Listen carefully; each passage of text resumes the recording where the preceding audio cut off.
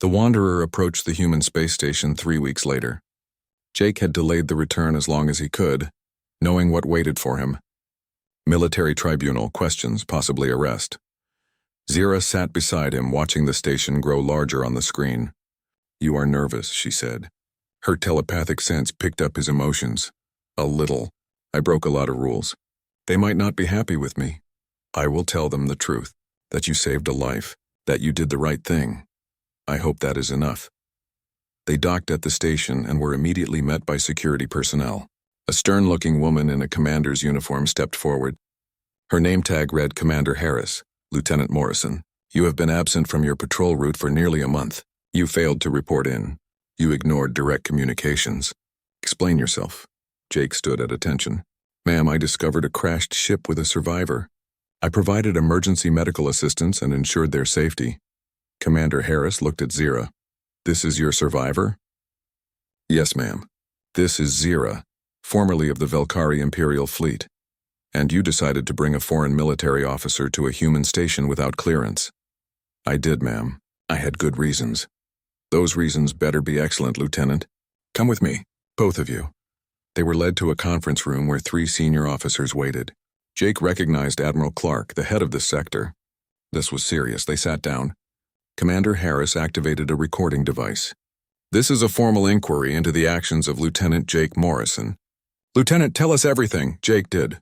He told them about finding Zira, about her injuries, about learning of Theron's betrayal, about the chase through the contested zone, about recovering the evidence that exposed a traitor.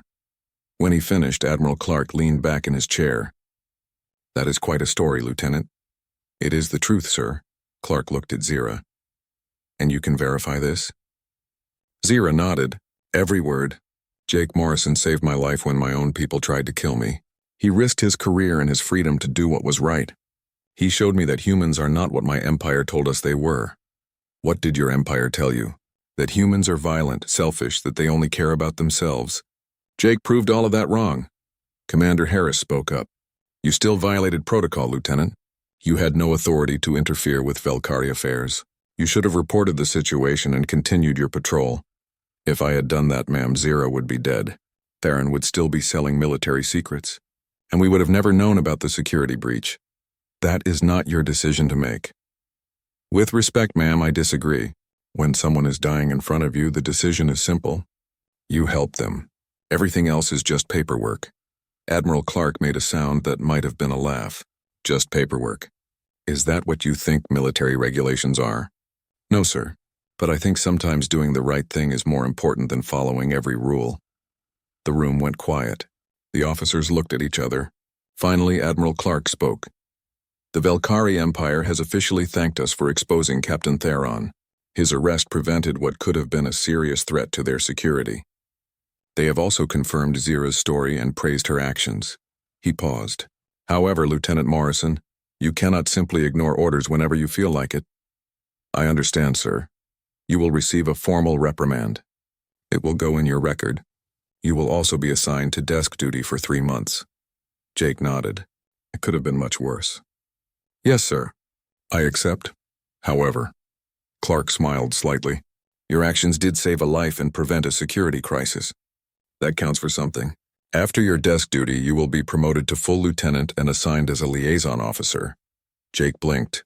"Sir?" "The Velkari Empire has requested that Zira serve as a cultural ambassador to human space. They believe her experience with you makes her uniquely qualified to help our 2 species understand each other better. We need someone to work with her. Someone who understands both duty and compassion. I think you fit that description." Jake looked at Zira. She was smiling. "You knew about this," he said. "Commander Valen contacted me last week. He said the High Command was considering it. I told him I would only accept if you could be my partner." Clark stood up. "This is an important assignment. Relations between humans and Velkari have been cold for decades. You 2 have a chance to change that. Show them what we are really like. Show us what they are really like." "Do you accept?" Jake stood as well. "Yes, sir. I accept." "Good. Dismissed." They left the conference room. Jake felt like a weight had been lifted from his shoulders. Not only was he not in serious trouble, he had been given a chance to do something meaningful. Zira walked beside him through the station corridors. So, partner, what do we do first? First, I show you around a human station. Then we figure out this whole ambassador thing together. Together. I like that word. They stopped at an observation window. Outside, stars stretched into infinity. Earth was visible in the distance, a blue and green jewel in the darkness. Is that your homeworld? Zira asked. Yes. Maybe someday I can show it to you properly. Oceans, mountains, forests, all the things I told you about. I would like that. They stood there in comfortable silence. Jake thought about everything that had happened. A month ago, he was a simple scout pilot doing routine patrols. Now he was a liaison officer with an alien partner and a mission to build bridges between species. All because he had decided to help someone in need. Jake, Zira said softly, thank you. For everything. For saving me. For believing in me. For showing me what real honor looks like. You do not have to thank me. You would have done the same. Zira shook her head.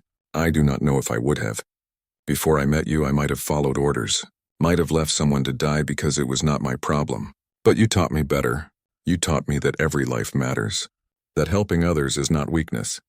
It is strength. Jake put his hand on her shoulder. Then I guess we both learned something. You taught me that honor exists everywhere. That bravery and loyalty are not limited to one species. That friendship can cross any divide. We make a good team. The best. Behind them, Commander Harris approached. Lieutenant Morrison, Officer Zira, your quarters are ready. Tomorrow you start your new assignment. There will be briefings, training, diplomatic protocols to learn. We will be ready, Jake said. Harris nodded and left. Jake turned back to the window. The universe suddenly felt full of possibilities. You know what the best part is? Zira asked, what? We survived. Despite everything they threw at us, despite the impossible odds, we made it. That is what humans do. We survive, we adapt. We help each other, and we never give up. Zira looked at him with those golden eyes now warm with friendship and trust. Then I am proud to stand beside a human, proud to call you my friend, and I am proud to stand beside you. They left the observation window and headed to their new quarters. Tomorrow would bring new challenges, new responsibilities, but they would face them together. Jake had started this journey as a simple scout pilot. Now he was something more, a bridge between worlds, a friend to someone from the stars, a human who proved that compassion and courage could change everything. He had been wounded by doubt, abandoned by easy choices, until Zira had shown him that the hard path was the right one, and she had been wounded by betrayal, abandoned by those she trusted, until Jake had shown her that real loyalty existed. Together they had found something rare in the universe. True friendship, true partnership, true understanding. And that was worth more than all the regulations and protocols in the galaxy. The story of the human who saved an alien and the alien who changed a human was just beginning. But it was already a story worth telling, a story of hope, of honor, of humanity at its best. And in the vast darkness of space, that light would shine for a long time to come. Captain Daniel Hayes stood in front of the large window on his ship. He looked at the screen showing Earth. His home planet was dead now. No clouds, no blue oceans, no green land. Just a broken rock floating in space. 3,000 years had passed since the Galactic Council killed his world. Daniel had read the old records many times. He knew every detail of that terrible day. Humanity had been close to discovering faster than light travel. The aliens came and offered peace, but they wanted humans to give up all weapons and let aliens watch over them forever. Humans said no. The Council attacked. They burned every city on Earth. They destroyed the air and water. Millions died in hours. Only a few thousand humans escaped in colony ships that were far away in deep space. Those survivors hid for 3,000 years. They built new worlds in secret places where the Council could not find them. They had children and taught them to remember Earth. They built weapons and ships. They waited for the day they could fight back. That day had come. Daniel turned away from the dead planet. Commander Lisa Grant stood behind him looking at her computer tablet. She was born on New Terra, one of the hidden human colonies. She never saw Earth when it was alive. The scout ships finished checking the system, Lisa said. No alien ships here. They left a long time ago. They thought we were all dead, Daniel said. His voice was hard and angry. They killed our world and forgot about us. Lisa looked up at him. The other captains are waiting. Do we go ahead with the plan? Daniel took a deep breath. For 3,000 years, humans lived in fear and darkness. They moved from system to system, always hiding. Children grew up hearing stories about Earth and the aliens who killed it. Every human colony had one purpose: survive and get ready to fight. Now they were ready. 50 human worlds had sent ships and soldiers. They had new technology the Council had never seen. They had weapons that could destroy alien ships in seconds. They had learned to move through space in ways the aliens could not detect. Tell the fleet we move forward, Daniel said. The Council wanted us dead. Time to show them we are still here. The Wanderer was just one ship in a huge fleet. Hundreds of human vessels waited in the darkness between stars. Each ship carried people who had trained their whole lives for war. Each captain knew they might die. But they all wanted the same thing: revenge. Deep in the ship, Lieutenant Jake Morrison checked the weapons one last time. The plasma cannons could cut through any alien shield. The missiles appeared inside enemy ships without warning, and the mind weapons could attack alien brains directly. Everything is ready, Jake told the bridge. We can fight anything they have. But Dr. Sarah Wells was not sure. She worked in her lab surrounded by pictures of alien races: the Zetharians with their crystal skin, the Morvathi who were huge and strong, the Klaxon who shared one mind across millions of bodies, and many other aliens, each powerful and old. We are outnumbered badly, Sarah said to herself. Our better weapons will not help forever. Once they study our technology, they will copy it. Her helper, Peter Cole, looked up from his computer. Then we better hit them hard the first time. Sarah nodded but looked worried. The plan was simple but dangerous. Human ships would attack many alien worlds at the same time, not to conquer them but to send a message. Humans were back and ready to fight. Daniel received messages from other fleet commanders. Admiral Karen Price on the Defiant, Commodore Greg Turner leading the fast attack ships. Dozens of officers Daniel had known for years. They were all ready. Set course for the Zetharian home system, Daniel ordered his pilot. Use full stealth mode. Yes, sir, the pilot answered. The Wanderer's engine started quietly. The ship moved into shadow drive, a new way of traveling that made them invisible to alien sensors. As the ship picked up speed, Daniel thought about his family. His grandparents who were born after Earth died. His parents who spent their lives building ships for this war. And the billions who died on Earth, their voices calling across time for justice. This is for them, he whispered, for everyone who died. The fleet moved through dark space toward alien territory. Each ship traveled alone so the aliens could not detect them. They would meet at the target systems and attack together. The aliens had no warning. They thought humans were extinct. They were wrong. On the bridge, the crew worked in silence. Everyone knew what was coming. This was not just a battle. This was the beginning of a war that would decide if humans would survive or die forever. The Council tried to kill them once. Now humans would prove they could not be killed so easily.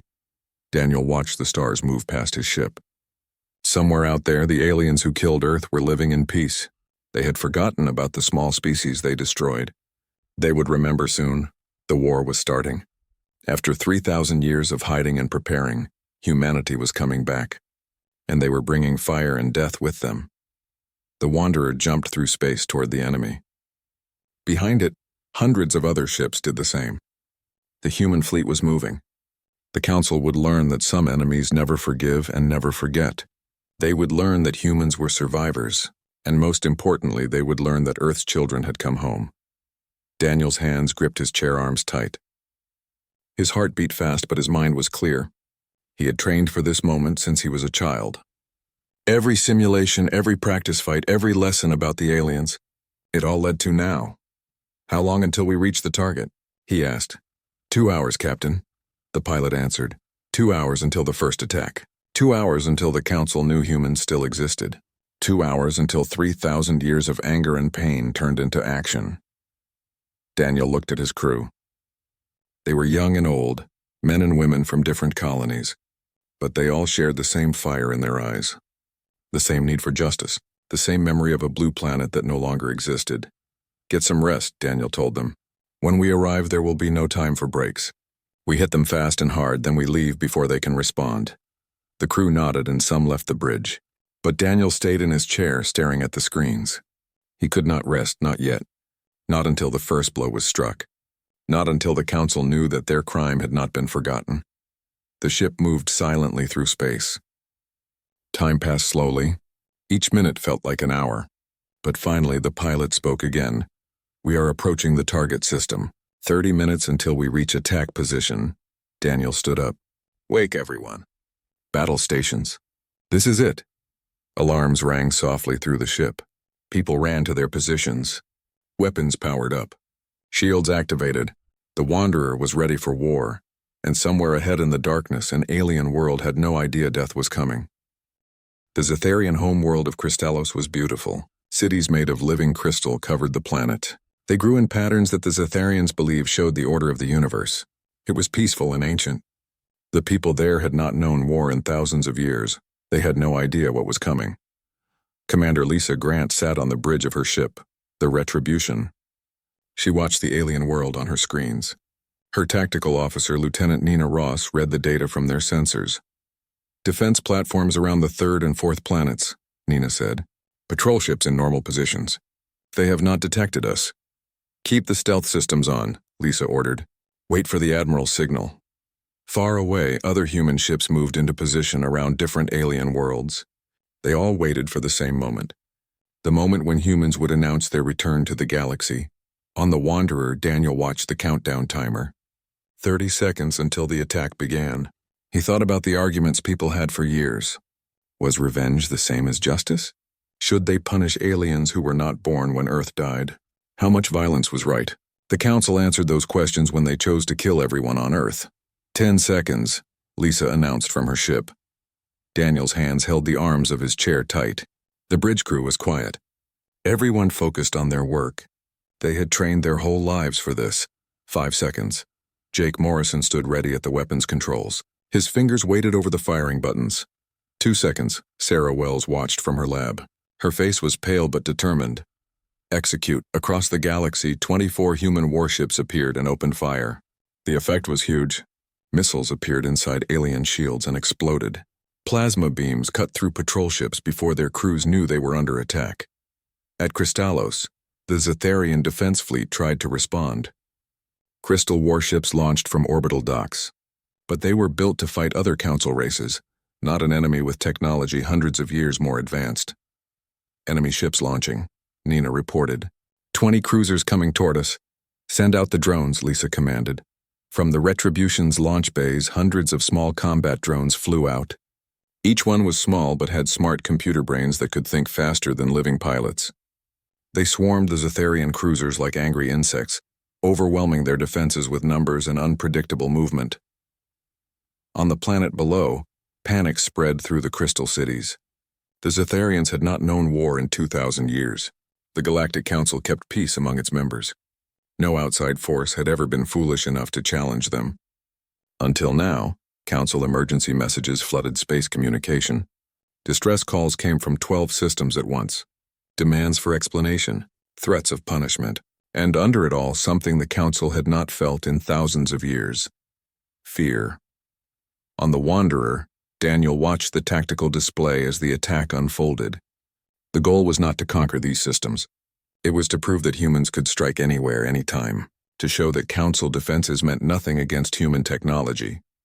Captain receiving messages from the planet, the communications officer Helen Park said, "They are asking who we are." Daniel leaned forward. This was the moment he had practiced 1,000 times in his mind. Open a channel. Send it on all frequencies. Helen's fingers moved across her controls. "Channel open, sir," Daniel spoke clearly. His voice carried to every Zetharian on the planet below. Through Council networks, it reached every member species across the galaxy. 3,000 years ago, the Galactic Council destroyed Earth and tried to kill all humans. You believed you succeeded. You were wrong. We survived in the darkness beyond your borders. We grew stronger. We remembered. Today, humanity announces its return. We bring a simple message. You wanted us dead. Now you will learn what it means to be hunted. He nodded to Helen. She cut the transmission. All ships withdraw to Rally Point Alpha. Execute on my mark. The human vessels had been in the system less than 15 minutes, but they had destroyed over 40 Council ships and 3 major orbital stations. Now, before the Council could bring more forces, the human fleet disappeared. They jumped into Shadow Drive, leaving burning wreckage and questions behind. In the Galactic Council chambers on the neutral world of Accord Prime, emergency meetings started within hours. Representatives from 200 species gathered. Their different ways of talking created noise and confusion. High Counselor Vexthon of the Zetharians spoke to the assembly. His crystal body was dim with worry. The humans, the species we eliminated 3,000 years ago, they have returned. They have technology beyond our current abilities. Counselor Morgath was a massive Morvathi. His species was proud of their military strength. He growled his response. Impossible. We watched Earth die. Every human colony ship was tracked and destroyed. Apparently not, Vexithon replied coldly. The evidence burns in 12 of our systems. A Klaxon representative spoke through the unified voice of her hive. We must respond with overwhelming force.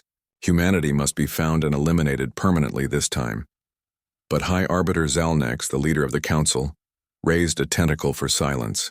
We face an enemy that can strike from nowhere and disappear before we can respond. They have had 3,000 years to prepare for this. We must not underestimate them like we did before. What do you suggest? Morgath demanded. That we negotiate with terrorists? I suggest, Zalnex said carefully, that we prepare for a war unlike any the Council has ever faced. Far away, the human fleet regrouped in the void. This was empty space between galactic arms that humanity had claimed as their staging ground. Daniel stood before a holographic conference with his fellow commanders. He had a grim smile on his face. Phase 1 is complete, he announced. The Council knows we are back. Now comes the hard part. We proved we can hurt them. Next, we prove we can survive their retaliation. Admiral Karen Price nodded from her flagship. The Council will come for us with everything they have. Are we ready? Daniel thought of Earth, of the billions who died. Of 3,000 years of preparation leading to this moment, we better be, he said, because there is no going back now. The attack had been perfect. Quick, devastating, and shocking, but Daniel knew this was only the beginning. The Council was huge and powerful. They had resources from 200 worlds. They had millions of ships. They had technology refined over thousands of years, but humans had something the Council did not understand. Anger that had burned for 3,000 years, the memory of a dead world, and the determination of a species that refused to die. In her lab, Sarah studied the data from the battle. The human weapons had performed perfectly, but she saw something worrying in the alien response patterns. Even in the chaos of the attack, the aliens had been learning, recording, analyzing. They will adapt, she told Peter. Every time we fight them, they learn more about us. Eventually, they will find ways to counter our technology. Then we need to stay ahead of them, Peter said. Sarah nodded, but her face showed worry. The Council had hundreds of species. Each one brought different knowledge and abilities. How long could humanity maintain its advantage against so many minds working together? She did not say her deepest fear out loud. That humanity had started a war they could not win. But on the bridge of the Wanderer, Daniel looked at the reports with satisfaction. The first strike had exceeded expectations. Minimal human casualties. Maximum enemy confusion. The message had been delivered clearly. Humans were back. And they were angry. Send orders to all ships, Daniel said. Rest and refit.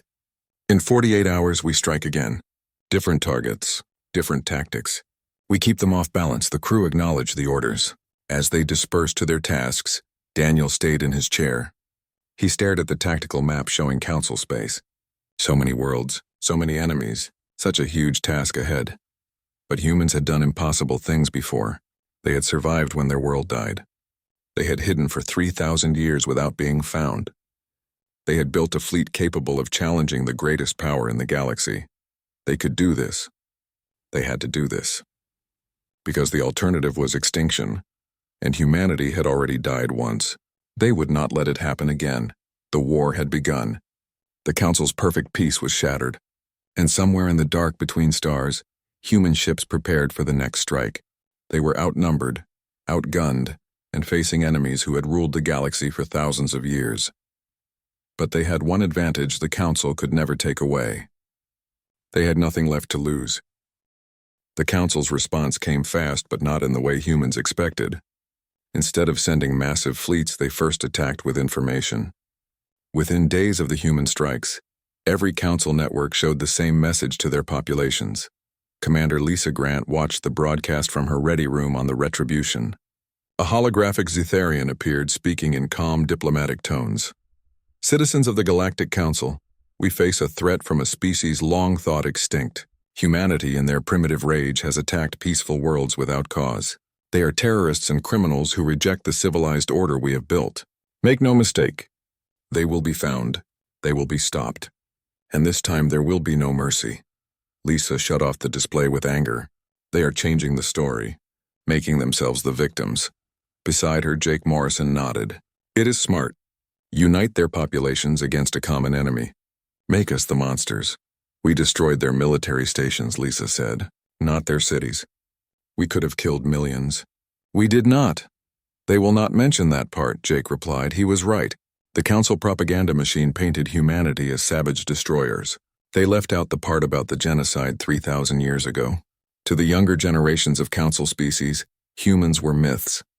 Stories about primitive species who refused enlightenment. Now they were being told those myths had returned as nightmares. But the council's military response was real. Fleet Admiral Kreshtar was a Morvathi with 300 years of combat experience. He was given command of the largest military force assembled in council history, 5,000 warships from a dozen species, each bringing their unique technologies and strategies. Their mission was simple: find the human fleet and eliminate it. On the Wanderer, Sarah Wells worked hard in her laboratory. The first battle had given her valuable data on council defensive abilities, but she knew their advantage would not last. Peter, she called to her assistant, pull up the sensor logs from the Crystallos engagement. I need to analyze their adaptive shield frequencies. Peter Cole brought up the data she wanted. You think they have already started adapting? I know they have, Sarah replied. Her eyes scanned the holographic data streams. The Klaxon hive mind can share tactical information instantly across light years. Every fight we have teaches them more about us. Then we need to keep adapting faster than they do, Peter said. Sarah nodded, but her face showed worry. Humanity's advantage has always been our unpredictability. Individual thinking versus collective thinking. But the Council has hundreds of species. Eventually, they will find a counter to everything we use. She did not say her deepest fear out loud, that humanity had started a war they could not win. Meanwhile, Daniel Hayes faced a different problem. The strike groups had returned to the void, but supplies were running low. Humanity's hidden colonies could produce ammunition and spare parts, but they could not support a full war indefinitely. They needed resources, and that meant taking them from Council space. We need to hit their supply lines, Admiral Karen Price argued during the command meeting. Force them to stretch their defenses. That means more raids, Commodore Greg Turner pointed out. More exposure. More chances for them to track us back to our colonies. We do not have a choice, Karen insisted. We cannot win a war of attrition, not against 200 species. Daniel listened to the debate. His mind worked through different options. He had studied Earth's ancient military history deeply. The parallels to guerrilla warfare were clear. Humanity had to strike fast, hit valuable targets, and disappear before the Council could bring superior numbers to bear. We divide our forces more, he said finally. Smaller strike groups spread across Council space. We become impossible to pin down. That is risky, Greg warned. If they catch one of our groups alone, they will tear them apart. Everything about this war is risky, Daniel replied. But it is better than sitting still and letting them find us. The decision was made. The human fleet split into smaller task forces. Each was assigned to different regions of Council space. Their targets were supply convoys, military shipyards, and communication hubs. Nothing that would cause massive civilian deaths, but everything that would slow the Council's ability to wage war. Lisa Grant found herself commanding a task force of 3 ships. She was assigned to raid Council supply routes near the Outer Rim. It was dangerous work, far from support of the main fleet, but she had picked her crew from volunteers who understood the risks. Their first target was a Klaxon supply convoy carrying raw materials to a military shipyard. The convoy was guarded by 6 patrol vessels. They were heavily armed but not expecting trouble in what had been secure Council space for thousands of years. The human ships appeared directly above the convoy. Surprise was complete. Phase missiles destroyed 3 patrol vessels in the opening attack. The remaining guards tried to return fire, but human point defense systems knocked their weapons aside easily. "Target the freighter's engines," Lisa ordered. "Disable them, do not destroy them." Plasma beams struck with exact precision. The massive cargo ships drifted in space, their engines dead but their hulls intact. Human boarding parties, led by Jake Morrison, stormed aboard in powered armor. The Klaxon crew offered little resistance. They were workers, not soldiers. Within an hour, the human teams had transferred critical supplies to their own holds: rare metals, fuel components, and most valuable of all, quantum processors that could be repurposed for human systems. "Sir, we have a problem," Jake reported from the captured freighter. "One of the ships was carrying something we were not expecting. Some kind of biological material. The manifest listed as genetic research samples." Lisa's blood went cold. "Get out of there now, leave it." "Copy that," Jake replied. "Teams, fall back. Emergency extraction." The human forces pulled back, leaving the crippled convoy behind. They had the supplies they needed, but Lisa could not shake the feeling that they had stumbled onto something important. Back in Council space, Fleet Admiral Kreshtar studied the reports from the latest human raid. The pattern was becoming clear. The humans were avoiding major military battles while slowly breaking down Council infrastructure. "They are fighting smart," he admitted to his staff, "like prey animals that know they cannot win in direct combat. Then we must force them into a direct engagement," his tactical officer suggested. Kreshtar's massive body leaned forward. "And how do you propose we do that?" "They can appear anywhere, strike anywhere. We are chasing shadows." "Then we give them a target they cannot resist," the officer replied, bringing up a star map. "We leak false intelligence suggesting a major weakness in our defenses. When they take the bait, we spring the trap." It was risky. It meant deliberately exposing Council forces as bait. But Kreshtar was running out of options. The Council was growing restless. They wanted results. "Prepare the operation," he ordered, "but make it convincing. These humans have proven they are not fools." The trap was set at the Meridian shipyards, one of the Council's major military production facilities. Intelligence was carefully leaked through channels the Council believed humans were monitoring. The message was simple. The shipyards were vulnerable, guarded by minimal forces due to redeployment to other sectors. It was too good a target to ignore. Far away in the void, Daniel Hayes received the intelligence. He studied the data with his command staff, looking for the trick. Because there had to be a trick. "It is a trap," Sarah Wells said clearly. "It has to be." "Probably," Daniel agreed. "But what if it is not? If we can destroy those shipyards, we set their ship production back years. And if it is a trap," Lisa pointed out through the holographic conference, "we could lose half our fleet." Daniel stared at the star map, at the glowing marker showing the Meridian shipyards. This was the gamble. This was the moment that would define the war's next phase. "We go," he said finally, "but we go carefully. Full reconnaissance. Multiple escape routes, and if it smells wrong, we abort immediately." The decision was made. Both sides moved toward confrontation. Each believed they understood the other's strategy. But in war, nothing was certain. Both humanity and the Council were about to learn lessons written in fire and blood. The human fleet prepared to move. Weapons were checked and rechecked. Escape routes were planned and memorized. Every captain knew this could be a one-way trip. But they also knew that war required risks. And the Meridian shipyards were too valuable a target to ignore. Daniel stood on the bridge of the Wanderer, watching his crew work. They were good people. Brave people. People who had volunteered to fight a war that might end in their deaths. He owed them his best leadership, his clearest thinking, his willingness to make the hard choices. "All ships report ready," Lisa announced from the Retribution. "Then let us go hunting," Daniel said. "Helm set course for Meridian, maximum stealth." The fleet moved out of the void, heading toward what could be their greatest victory or their worst defeat. In the darkness of space, predator and prey were about to meet, and only time would tell which was which. The human fleet approached the Meridian shipyards with every sensor at maximum range. Daniel had split his forces, keeping the main fleet at a safe distance while sending a small group ahead. If this was a trap, he would not throw all of humanity's military strength into it blindly. Commander Lisa Grant led the reconnaissance group. 3 fast ships designed for speed and stealth. The Retribution glided through space on minimal power. Passive sensors absorbed every bit of light, every radio wave, every tiny signal that might reveal hidden enemies. "I do not like this," Nina Ross said from her tactical station. "The shipyards are showing exactly the minimal guard force the intelligence suggested." "It is too perfect." "Agreed," Lisa replied. "Jake, are your teams ready for emergency extraction?" Jake Morrison nodded from his station. "Boarding parties are standing by. We can be back on the ships in 90 seconds if needed." Lisa made her decision. "We are going to test them.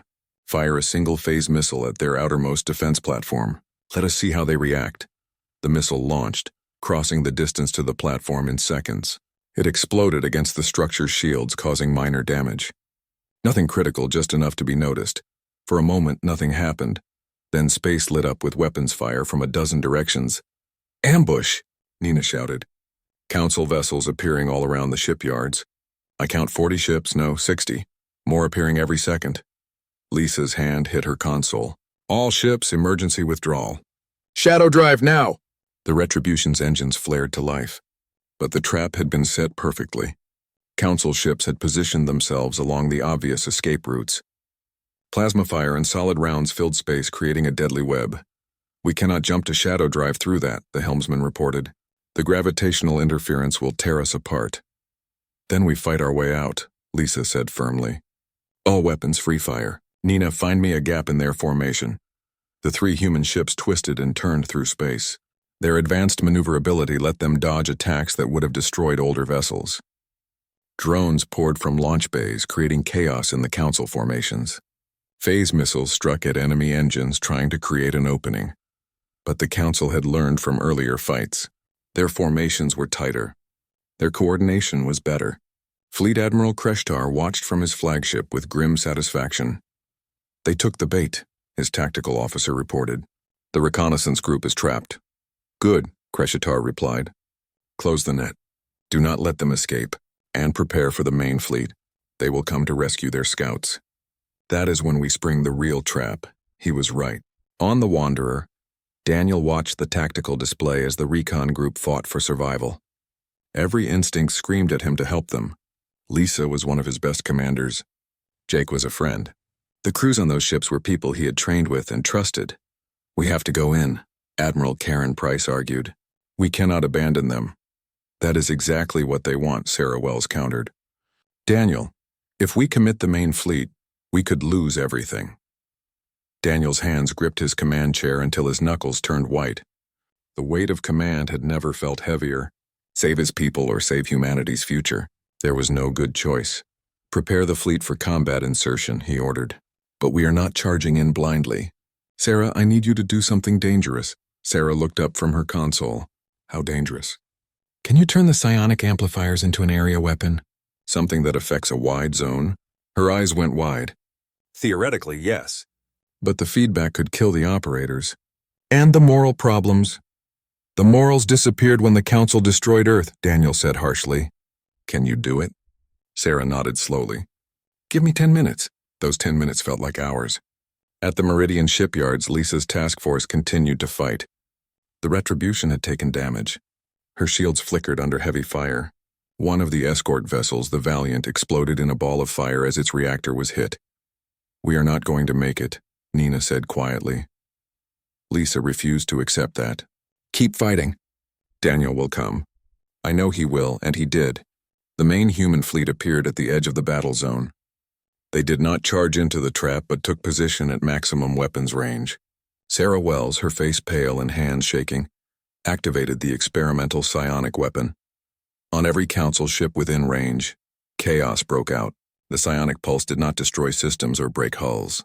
Instead, it attacked the one thing the Council had never thought to protect: the minds of their crews. Zetharian consciousness broke into pieces. Morvathi warriors grabbed their heads in pain.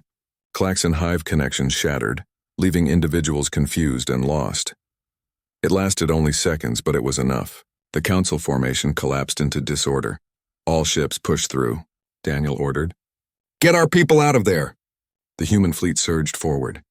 Their weapons carved a path through the confused enemy forces. Lisa's group took the chance. Their engines burned at maximum as they raced toward safety. But Fleet Admiral Kreshtar was not so easily defeated. Even through the pain of the psionic attack, his centuries of military experience kept him focused. "Reserve forces, advance," he ordered through gritted teeth. "Do not let them escape." From deeper in the system, fresh council ships emerged. These had been held back too far from the initial battle to be affected by the human weapon. They moved to cut off the human retreat. Daniel saw the trap within the trap. Kreshtar had expected the rescue attempt. He had even expected an area weapon. He had sacrificed his frontline forces to draw the humans in. Now the jaws of the real trap were closing. "All ships scatter formation," Daniel commanded. "Break into strike groups and jump to different rally points. They cannot follow all of us. It was the only option." The human fleet broke apart. Each group jumped to Shadow Drive on different paths. The Council forces tried to follow, but human technology still held the edge and faster than light travel. Most of the human ships escaped. Most, but not all. The destroyer Tempest had its Shadow Drive damaged in the fighting. It could not make the jump. Its crew fought bravely, destroying 3 Council vessels before overwhelming firepower tore the ship apart. 200 human souls lost in a single brilliant explosion. As the surviving human forces regrouped in the void, the mood was dark. They had escaped the trap, but at a cost. The Tempest was gone. The Valiant was gone. Nearly 400 people dead. And for what? They had not destroyed the shipyards. They had not gained any advantage. "We walked right into it," Lisa said bitterly at the meeting after the battle. "They played us perfectly." "They have a good commander," Daniel agreed. "This Admiral Kreshtar understands how we think." Sarah Wells looked up from her medical report. The psionic weapon had hurt the human operators too. 3 were dead from brain bleeding. A dozen more were in critical condition. "We cannot use that weapon again," she said flatly. "The cost is too high." "Then we need another advantage," Karen Price said. "Because the Council just proved they can match our tactics." Daniel stood and walked to the holographic star map that filled the center of the room. He stared at it for long minutes. His mind raced through options. The war had reached a critical point. The initial shock of humanity's return was fading. The Council was adapting. If humans could not maintain their technological edge, superior numbers would eventually grind them down. "We need to change the game completely," he said finally. "Stop fighting on their terms." "Sarah, you said something earlier about biological research samples on that convoy we raided. What did you mean?" Sarah pulled up her notes. "I did not want to guess without more data. But the security around those samples was extreme. Military-grade containment, not standard research protocol. Could it be a weapon?" Daniel asked. "Possibly. Or it could be something they are trying to keep secret." Sarah's eyes widened. "Daniel, what if the Council has weaknesses they do not want their own people to know about?" "Then we need to find those weaknesses," Daniel said. "We need intelligence. Deep intelligence. And that means we need to do something we have not tried yet." "What?" Lisa asked. Daniel's face was hard. "We need to capture a Council high-value target. Someone with access to their deepest secrets. And we need to make them talk." The room fell silent as everyone understood what he meant. They were about to cross a line, moving from military strikes to something darker. But as Daniel looked around at his commanders, at the display showing humanity's shrinking forces, he knew they had no choice. The war was getting worse, and only one side could survive.